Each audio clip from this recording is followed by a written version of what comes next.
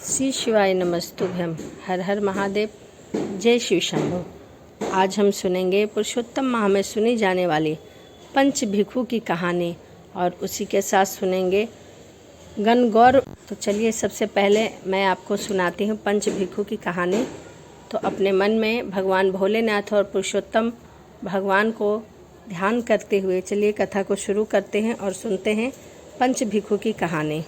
किसी गांव में एक साहूकार रहता था। उसका एक बेटा और बहू थे। बहू प्रतिदिन रोज सवेरे उठकर गंगा स्नान के लिए जाया करती थी। सुबह जल्दी स्नान के लिए जाती और जल्दी वापस लौट आती। लौटते समय किसी भी पराये पुरुष का मुंह नहीं देखती थी। एक राजा का बेटा भी सुबह सवेरे गंगा में स्नान करने के लिए जाता था। वह हैरान होता कि मैं इतनी जल्दी उठता हूँ स्नान के लिए, लेकिन कोई है जो मुझसे भी जल्दी उठकर नहा लेता है। गंगा स्नान के माह में केवल 5 ही दिन बचे हैं। एक दिन साहूकार की बहू तो स्नान करके वापस जा रही थी और उसी समय राजा का बेटा स्नान के लिए आ रहा था। आवाज़ सुनकर वह जल्दी जल्दी आने लगी, लेकिन जल्दबाजी में उसकी माला मोजड़ी वहीं छूट गई। राजा के बेटे ने उसकी माला मोजड़ी उठा ली और सोचने लगी कि जिस भी स्त्री की यह माला मोजड़ी है वह इतनी सुंदर है, वह स्त्री कितनी सुंदर होगी। उसे पूरे गांव में ढिंढोरा पिटवा दिया कि जिसकी तह माला मोजड़ी है वह 5 रात मेरे पास आएगी। साहूकार के बेटी की बहू से कहलवा दिया कि मैं 5 रात आऊँगी, लेकिन किसी को साख भरने बैठा देना। राजा के बेटे ने एक तोते के पिंजरे में बंद कर गंगा के किनारे पेड़ पर टांग दिया। बहू सुबह के समय आई, पहली पैड़ी पर पैर रखा और बोली, हे भगवान, राई दामोदर, पांचों पाड़ू, छठे नारायण, भीखम राजा, उस पापी को नींद आ जा। राजा के बेटे को नींद आ गई। बहू नहा धोकर चलने लगी तो तोते से बोली, सुआ सुआ तेरे गल डालूंगी हीरा, मेरी सखा भरियो वीरा। सुआ बोला कि कोई वीर भी साख भरता है? वाह क्या वह। फिर बोली, सुआ सुआ सुबह तेरे पग घालूंगी नेवर, साख भरियो मेरे देवर। सुआ ने कहा, ठीक है भाभी, मैं तेरी साख रखूंगा। वह तो कहकर चली गई। राजा का बेटा हड़बड़ा कर उठा और सुआ से पूछा, सुआ वह आई थी, कैसी थी? सुआ बोला, आभास की बिजली सी, होली की झल सी, केले की सी, कामने गुलाब सा रंग। अगले दिन राजा के बेटे ने सोचा कि आज मैं अपनी अंगुली में चीरा लगाऊंगा, इससे मुझे नींद नहीं आएगी। अगले दिन राजकुमार अंगुली चीरकर लेट गया और वह आई। भगवान से उसी तरह प्रार्थना करने लगी और राजकुमार को फिर नींद आ गई। वह स्नान करके फिर वापस चली गई। सुबह राजकुमार ने तोते से फिर पूछा। उसने वही सारी बातें दोहरा दी। राजा बोला कि मैं आज रात से आँखों में मिर्ची डालकर बैठूंगा। रात में वह मिर्ची डालकर बैठ गया। बहू फिर आई, फिर प्रार्थना की, जिससे फिर उसे नींद आ गई। राजकुमार ने तोते से बहू के आने की बात पूछी। उसने फिर बता दी। राजकुमार अब फिर सोचने लगा कि आज मैं बिना बिस्तरे के ही बैठूंगा। रात को बिना बिस्तरे के बैठ गया, तब देखूंगा कि वह कब आती है और कैसी है। वह स्नान करने फिर आई और उसने भगवान से प्रार्थना की। राजकुमार को फिर नींद आ गई। जब वह नहाकर जाने लगी तब आंख बंद करके चली गई। राजकुमार जब उठा तो वह जा चुकी थी। राजकुमार फिर सोच में पड़ गया और सोचने लगा कि आज मैं अंगीठी जलाकर बैठूंगा, जिससे मुझे नींद नहीं आएगी। फिर वह रात को अंगीठी रखकर बैठ गया। साहूकार की बहू आई और भगवान से प्रार्थना करने लगी, अपने 4 रातें तो निकाल दी है, अब आखिरी रात है, इसे भी निकाल दो। भगवान ने उसकी बात रख ली और राजकुमार को नींद आ गई।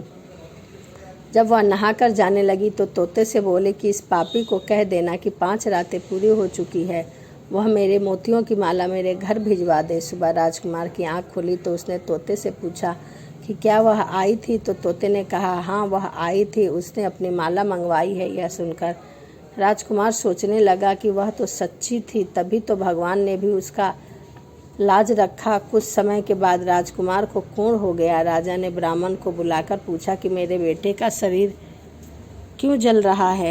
ब्राह्मण ने बिस्तर से सारी बात राजा को बताई कि इसने क्या किया है। ब्राह्मण ने कहा कि इतने पतिव्रता स्त्री पर बुरी नज़र डाली है, यह इस रोगों से पीड़ित हुआ है। राजा ने इसके ठीक होने का उपाय पूछा तो ब्राह्मण ने कहा कि यह उस साहूकार की बहू के धर्म की बहन बनाए और रोज उसके नहाए हुए जल से स्नान करे, तब यह ठीक हो जाएगा। राजा साहूकार की बहू की माला लेकर साहूकार के घर गया और बोला कि यह माला आपकी पुत्र वधू का है, इसे ले लीजिए। आपकी बहू नहाने गई थी, गंगा स्नान करने गई थी, वहीं छूट गया है, यह मेरे बेटे को नहला दे। साहूकार बोला कि वह तो किसी पराये पुरुष का मुंह तक नहीं देखती, आप इसे नहलाने के लिए कह रहे हैं, तब वह ऊपर नहाएगी और उसके नीचे नाली का जो पानी गिरेगा उससे आपका पुत्र नहा लेगा। राजकुमार ने ऐसा ही किया और कुछ समय बाद उसका शरीर चंदन सा हो गया।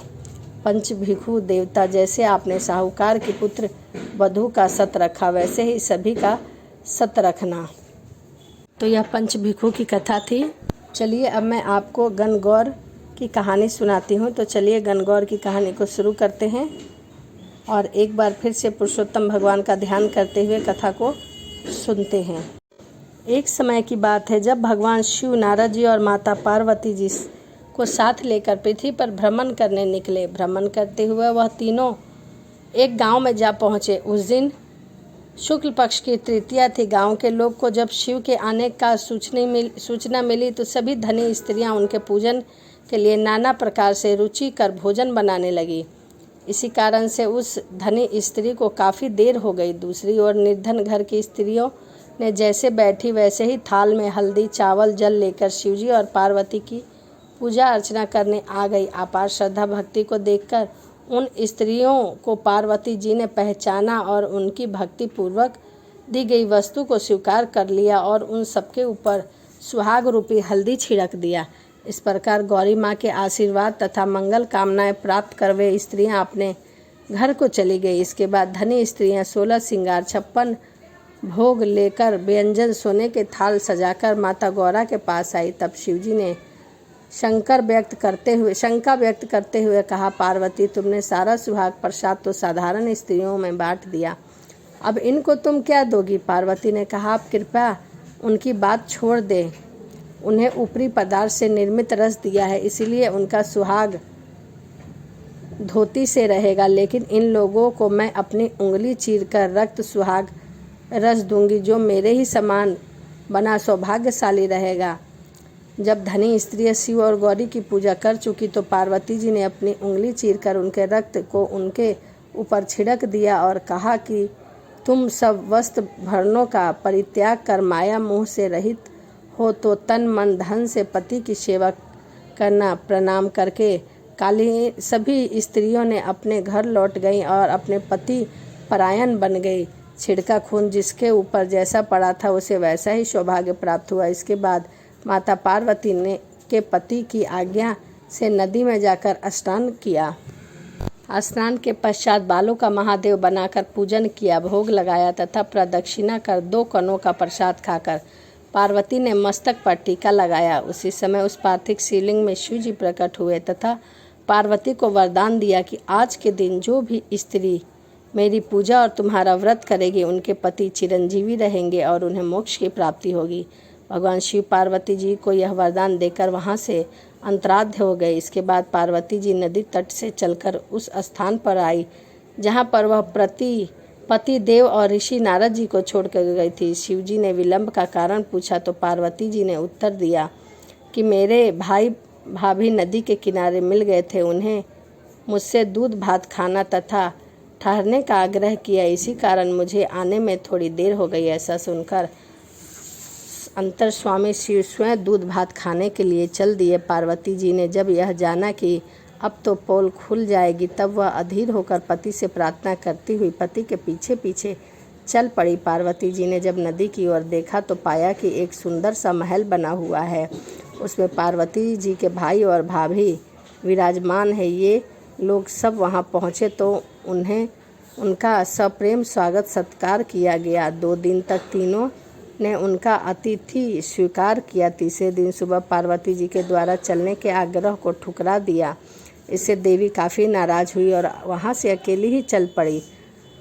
मजबूर होकर महादेव को उनका अनुसरण करना पड़ा। नारद जी भी साथ में थे। तीनों व्यक्ति चलते चलते काफ़ी दूर निकल गए। शाम होने पर शिवजी ने बहाना बनाया कि मैं तो तुम्हारे मायके में अपनी माला ही भूल आया हूँ। इस पर पार्वती की माला लाने को तैयार हुए, किंतु शिवजी की आज्ञा से न जा सकी। नारद जी वहाँ गए और जाकर देखते हैं कि वहाँ पर कोई महल नहीं है, पार्वती जी के भाई भाभी नहीं है, वहाँ किसी भी चीज़ का नामो निशान भी नहीं है और कहीं पर कुछ भी दिखाई नहीं दे रहा है, बल्कि घोर अंधकार है। नरसंहार सिंहस्थ पशु विचर कर रहे हैं। इस अंधकारपूर्ण भयानक वातावरण को देखकर नारद जी बहुत चकित हुए।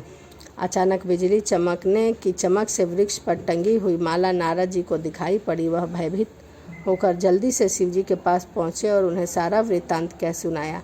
यह सुनकर शिवजी हंसने लगे और शिवजी ने नारद जी से उनका आदि मूल्य कारण बताया कि हे मुनि, आपने जो कुछ भी दृश्य देखा वह सब पार्वती की अनोखी माया का प्रतिफल है। वे अपने पार्थिव पूजन की बात को गुप्त करना चाहती थी, इसीलिए उन्होंने झूठा बहाना बनाया। फिर उस असत्य को सत्य करने के लिए उन्होंने अपने पतिव्रत धर्म की शक्ति के झूठे महल की रचना की, अपितु सच्चाई को उभारने के लिए ही मैंने माला लाने के लिए तुम्हें दोबारा उसी स्थान पर भेजा था। ऐसा जानकर महर्षि नारद ने माता पार्वती के पतिव्रत प्रभाव के उत्पन्न घटना की मुक्ति कंठ में प्रसरण की।